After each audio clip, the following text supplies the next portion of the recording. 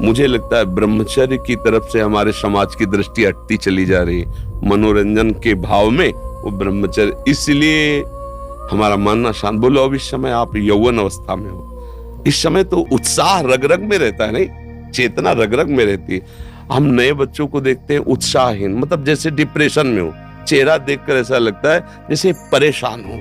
क्यों? नमस्कार दोस्तों, आज हम एक अत्यंत महत्वपूर्ण विषय पर चर्चा करेंगे, ब्रह्मचर्य।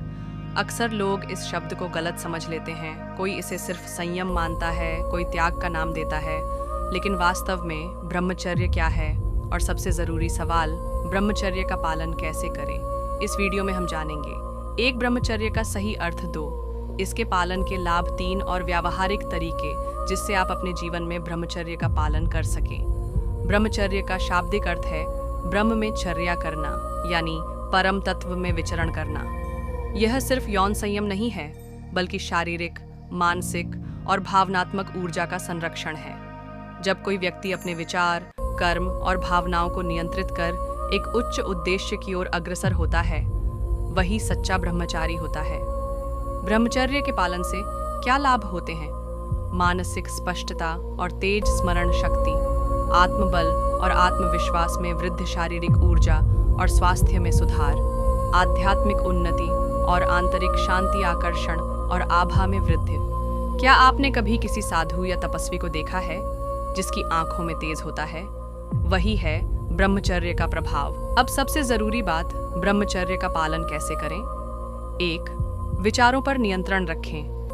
ब्रह्मचर्य का आरंभ विचारों से होता है। अशुद्ध विचार अशुद्ध कर्म की ओर ले जाते हैं। प्रतिदिन ध्यान और स्वाध्याय करें, जैसे भगवद गीता, पतंजलि योग सूत्र आदि का अध्ययन करें। 2. दिनचर्या बनाएं और उसका पालन करें। सुबह जल्दी उठें, योग करें, ध्यान लगाएं। समय का दुरुपयोग मत करें। जब मन खाली होता है तो गलत इच्छाएं जन्म लेती हैं। 3. संगति बदलें। जैसी संगति वैसा मन। अगर आप ऐसे मित्रों के साथ हैं जो आपको गलत राह पर ले जाते हैं, तो उनसे दूर रहें। 4. इंटरनेट और सोशल मीडिया का संयमित उपयोग करें।